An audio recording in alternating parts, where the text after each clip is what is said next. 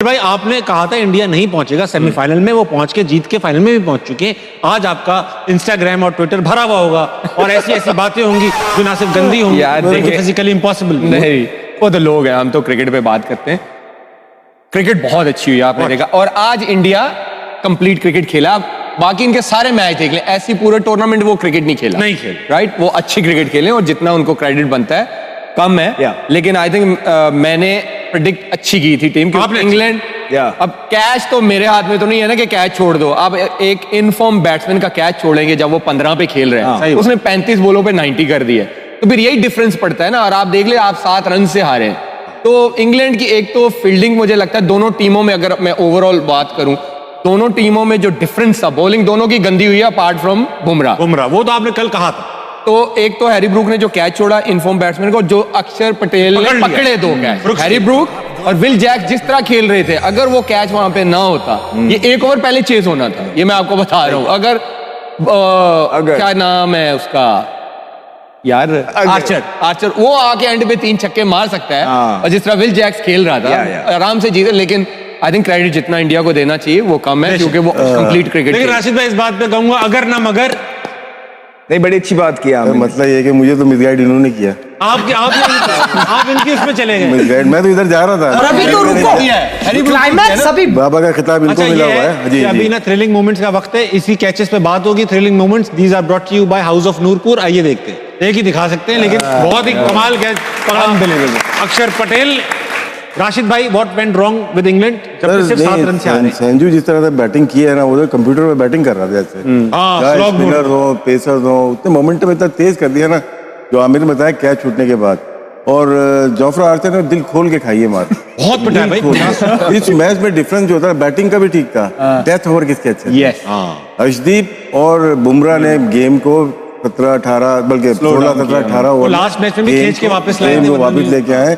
लेकिन संजू देखिए, wicket keeping भी खामोशी से करके चला गया, पता भी नहीं चला, बात नहीं की। इतना जबरदस्त कंपोज प्लेयर, इतना काम, बैटिंग, पूरी बैटिंग का मोमेंटम जो बनाया, वो बनाया सेमीफाइनल और फाइनल का।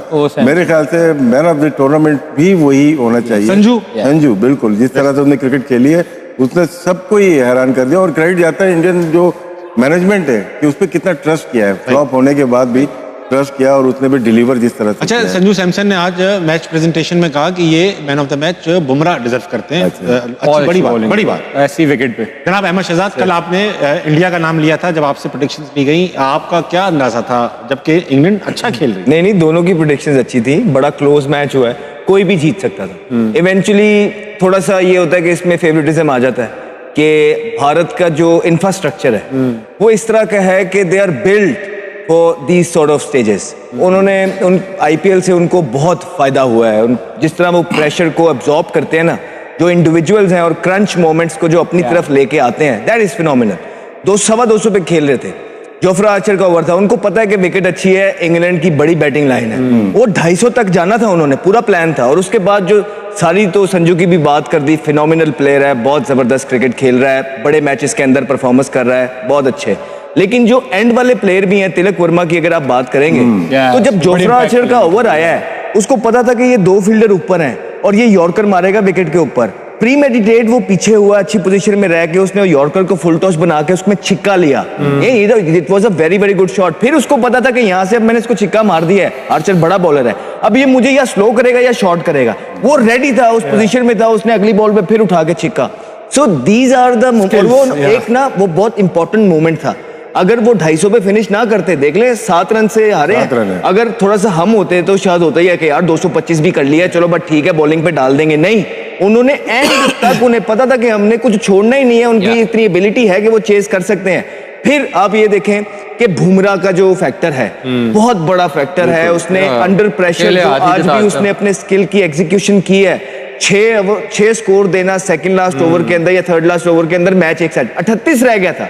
अब सेकंड लास्ट ओवर सबसे इंपॉर्टेंट ओवर होता है मैच का, वो आ गया उसके पास पांड्या के पास, वो मेक और ब्रेक था। पहली बॉल पे उसको छिक्का पड़ा, यॉर्कर मारने गया, एग्जीक्यूशन में फ्लॉ है, बड़ा जबरदस्त उसने छिक्का मारा। उसके बाद वो 5 बॉल जो अगले उसने किए, उसको पता था कि यॉर्कर तो वो नेल नहीं कर सकता, लेकिन उसके बाद जो सबसे मुश्किल बॉल होता है वो लो फुल टॉस को पुट अवे करना होता है। वो लो फुल टॉस करता गया, लेकिन उसने जो है ना कोई शॉर्ट बॉल या स्लो बॉल या बाउंसर करने की ट्राई नहीं की। वो 9 रन पे जो उसने ओवर निकाला और आखिरी ओवर में बड़ा ज्यादा स्कोर रह गया था, वहीं से उसने गेम फिनिश किया।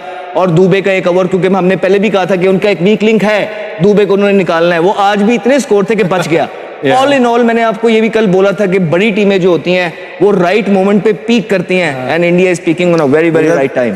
19th ओवर था ना, जैसे बात की, बहुत इंपॉर्टेंट था। यहाँ पे अगर 15 रन बन जाते तो 22-23 रन रह जाते, और वो हो जाने थे। दुबे करते अक्षर पटेल और ब्रूक्स के आज 2 ब्लंडर्स हैं। हाँ। एक जो उसने कैच छोड़ा और एक आखिरी ओवर उसने जैक से करवा दिया। हाँ, ये 2 ब्लंडर। पांड्या खेल रहे हैं और तुमने ऑफ स्पिनर को बॉलिंग करवा दिया है। ये 2 ब्लंडर हो गए। हालांकि उसका पड़ा हुआ था किसका, ओवरटन का एक ओवर पड़ा हुआ था, लेकिन वो ऑफ स्पिनर को ले आया पांड्या के सामने आखिरी ओवर में। उसमें 18-19 हुआ है, लेकिन फिर भी you have to kill it, nail it. Pandya ने जिस तरह उस ओवर का फायदा उठाया है, सिंगल भी रिजेक्ट किया, जब वो खड़ा हुआ था इट वाज शोइंग कि इज कॉन्फिडेंट। हालांकि परफॉर्मेंस नहीं आई हुई थी, लेकिन it's a calibre of a player. जब हम बात करते हैं ना इंडियन प्लेयर्स की, वो यही करते हैं कि वो डिफरेंट पेडिग्री है, अंडर प्रेशर क्रंच मोमेंट्स को किस तरह अपने पास खींचना है दोनों। लेकिन इंग्लैंड ने बड़ा मुकाबला किया, बैथल ने जिस तरह से बैटिंग की, सिंगल हैंडेडली पूरा सबको लेके चला था आपने। अगर सैम करन थोड़ा सा साथ दे देता, थोड़ा सा कोई लेके भी जा सकते हैं। आउटस्टैंडिंग बैटिंग, बहुत कड़क सेमीफाइनल हुआ, जैसा बनता था। लास्ट टाइम के सेमीफाइनल की तरह नहीं हुआ, न्यूजीलैंड साउथ अफ्रीका वाले में वन साइडेड। काबिश भाई, बेथल ये जो है यार क्या टैलेंटेड प्लेयर है आमिर यार। इसकी काउंटी में परफॉर्मेंस यू नो आप देखो तो सही कि वो किस कैलिबर का मिडिल ऑर्डर है, राइट। एंड तक इतने बड़े चेज में हमें ये नहीं पता था कि कौन सी टीम जीत रही है। वो तो पांड्या का जब ओवर उसने अच्छा निकाल दिया, सेकंड लाइन तो हमें हो गया कि हाँ यार अब आखिरी ओवर में इतना स्कोर नहीं होगा।